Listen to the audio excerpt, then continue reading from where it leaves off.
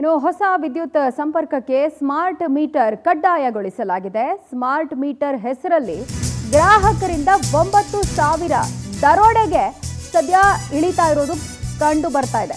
ಬೆಸ್ಕಾಂ ವ್ಯಾಪ್ತಿಯ ಗ್ರಾಮೀಣ ಪ್ರದೇಶಗಳಲ್ಲಿ ಜುಲೈ 1ನೇ ತಾರೀಕಿನಿಂದ ಈ ನಿಯಮಗಳು ಅನ್ವಯ ಆಗುತ್ತೆ. ಸ್ಮಾರ್ಟ್ ಮೀಟರ್ ಕಡ್ಡಾಯ, ಬಟ್ ಅದಕ್ಕೆ ತೆರಬೇಕಾಗಿರುವಂತಹ ಹಣದ ಬಗ್ಗೆ ಕೂಡ ಇದೀಗ ವ್ಯಾಪಕವಾದಂಥ ಚರ್ಚೆ ಆಗ್ತಾ ಇದೆ.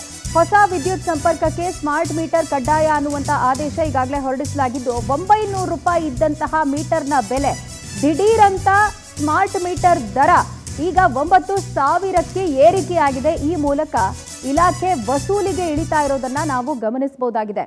2025 ಫೆಬ್ರವರಿ 15ನೇ ತಾರೀಕಿನಿಂದ ಸ್ಮಾರ್ಟ್ ಮೀಟರ್ ಅಳವಡಿಕೆ ಕಡ್ಡಾಯ ಅನ್ನುವಂತಹ ಆದೇಶ ಜಾರಿಗೆ ಬರಲಾಗಿದ್ದು, ಅದರ ಕಾರ್ಯಗಳು ಕೂಡ ಈಗಾಗಲೇ ಕಾರ್ಯರೂಪಕ್ಕೆ ಬಂದಿದೆ.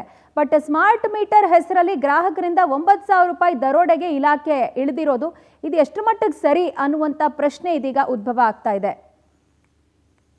ಈ ಬಗ್ಗೆ ಹೆಚ್ಚಿನ ಡೀಟೇಲ್ಸ್ ಕೊಡೋದಕ್ಕೆ ನಮ್ಮ ಪ್ರತಿನಿಧಿ ವರ್ಷಿತಾ ನಮ್ಮೊಂದಿಗೆ ನೇರ ಸಂಪರ್ಕಕ್ಕೆ ಸಿಗ್ತಾ ಇದ್ದಾರೆ. ವರ್ಷಿತಾ, ಯಾವ ಆಧಾರದ ಮೇಲೆ 900 ರೂಪಾಯಿ ಇದ್ದಂಥ ಮೀಟರ್ನ ಬೆಲೆ 9,000 ರೂಪಾಯಿಗೆ ಏರಿಸಿದ್ದಾರೆ? ಜನಸಾಮಾನ್ಯರು ಇದನ್ನು ಯಾವ ರೀತಿ ಭರಿಸ್ತಾರೆ ಅನ್ನುವಂಥದ್ದೇ ಈಗ ಪ್ರಶ್ನೆ ಆಗ್ತಿರೋದು.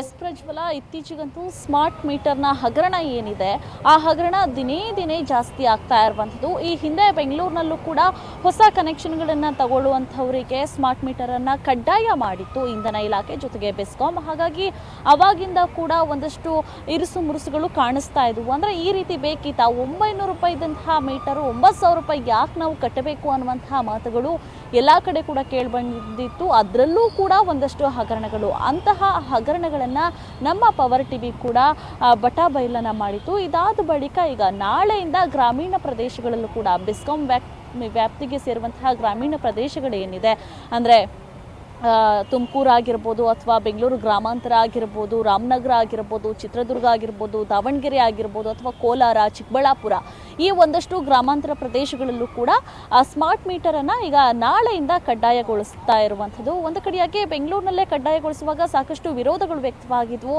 ಎಲ್ಲೋ ಒಂದು ಕಡೆ ಇರುವಂಥವರು ಸ್ಮಾರ್ಟ್ ಮೀಟರ್ಗಳನ್ನು ಹಾಕಿಸ್ಕೋತಾರೆ. 900 ರೂಪಾಯಿ ಇದ್ದಂತಹ ಮೀಟರ್ ದರವನ್ನು 9,000 ರೂಪಾಯಿವರೆಗೂ ಕೂಡ ಮಾಡಿರೋದ್ರಿಂದ ಎಲ್ಲೋ ಒಂದು ಕಡೆ ಹೈಫೈ ಇರುವಂಥವರು ಮಾಡ್ತಾರೆ. ಆದರೆ ಮಧ್ಯಮ ವರ್ಗದವರಾಗಿರ್ಬೋದು, ಬಡಪಾಯಿಗಳಾಗಿರ್ಬೋದು ಹೇಗೆ ಮಾಡಿಸ್ಕೋಬೇಕು ಅನ್ನುವಂತಹ ಟೆನ್ಷನ್ ಎಲ್ಲರಲ್ಲೂ ಇತ್ತು. ಈಗ ಗ್ರಾಮೀಣ ಭಾಗದಲ್ಲೂ ಕೂಡ ಇದೇ ಸ್ಮಾರ್ಟ್ ಮೀಟರ್ ಕಡ್ಡಾಯ ಅಂತಂದ್ರೆ ಸಾಮಾನ್ಯವಾಗಿ ಗೊತ್ತಾ ಇದೆ, ಗ್ರಾಮೀಣ ಭಾಗದಲ್ಲಿ ರೈತಾಪಿ ಕುಟುಂಬಗಳೇ ಅತಿ ಹೆಚ್ಚಾಗಿರೋದ್ರಿಂದ ಆ ರೈತಾಪಿ ಕುಟುಂಬಗಳಿಗೆ ನೇರವಾಗಿ ಹೊರೆಯಾಗತ್ತೆ. ಹಾಗಾಗಿ ಇಂಧನ ಇಲಾಖೆ ಜೊತೆಗೆ ಬೆಸ್ಕಾಂ ಏನಿದೆ ನಿಜಕ್ಕೂ ಇದು ಬಡವರ ಜನರ ಮೇಲೆ ಹೊಟ್ಟೆ ಮೇಲೆ ಬಡಿಯುವಂತಹ ಕೆಲಸವನ್ನ ಮಾಡ್ತಾ ಇದೆ. ಯಾಕಂದರೆ 900 ರೂಪಾಯಿ ಇದ್ದಂತಹ ಸ್ಮಾರ್ಟ್ ಮೀಟರ್ಗಳನ್ನು ಎಲ್ಲೋ ಒಂದು ಕಡೆ ನೀವು ಸ್ಮಾರ್ಟ್ ಮೀಟರ್ಗಳನ್ನು ಹಾಕಿಸ್ಬೇಕು, ಹಳೆ ಮೀಟರ್ಗಳನ್ನು ತೆಗೆಸಿ ಹಾಕಿ ಹೊಸ ಕನೆಕ್ಷನ್ಗಳು ಏನೇನು ಕೊಡ್ತೀರಾ ಆ ಒಂದು ಕನೆಕ್ಷನ್ಗಳಿಗೆ ಹೊಸದಾಗಿ ಸ್ಮಾರ್ಟ್ ಮೀಟರ್ಗಳನ್ನು ಅಳವಡಿಸಬೇಕು. ಅದರಲ್ಲೂ ಕೂಡ ಒಂದಷ್ಟು ಫ್ಯೂಚರ್ಸ್ಗಳಿರುತ್ತೆ, ಅಂದರೆ ಹೀಗಿರುತ್ತೆ ಹಾಗಿರುತ್ತೆ, ಮನೆಗೆ ಬಿಲ್ನ ಕಟ್ಟೋ ಹಾಗಿಲ್ಲ, ಜೊತೆಗೆ ಒಂದಷ್ಟು ಆನ್ಲೈನ್ ಟ್ರಾನ್ಸ್ಫರ್ಗಳಿರುತ್ತೆ, ಹೀಗೆ ಒಂದಷ್ಟು ಬರೀ ಕುಂಟು ನೆಪಗಳನ್ನ ಹೇಳ್ಕೊಂಡೆ ಬೆಸ್ಕಾಂ ಜನರ ಕಣ್ಣಿಗೆ ಮಣ್ಣೆರಚುವಂತಹ ಕೆಲಸವನ್ನು ಮಾಡ್ತಾ ಇದೆ. ಈಗ ಗ್ರಾಮೀಣ ಭಾಗದಲ್ಲೂ ಕೂಡ ನಾಳೆಯಿಂದ ಸ್ಮಾರ್ಟ್ ಮೀಟರ್ ಕಡ್ಡಾಯ ಆಗಿರೋದ್ರಿಂದ ಗ್ರಾಮೀಣ ಜನರು ಯಾವ ರೀತಿ ರಿಯಾಕ್ಟ್ ಮಾಡ್ತಾರೆ, ಜೊತೆಗೆ ಅವ್ರಿಗೆ ಯಾವ ರೀತಿ ಹೊರೆಯಾಗತ್ತೆ ಅನ್ನುವಂಥದ್ದನ್ನ ಕಾದು ನೋಡಬೇಕಾಗತ್ತೆ. ಪ್ರಜ್ವಲ, ಡೀಟೇಲ್ಸ್ಗೆ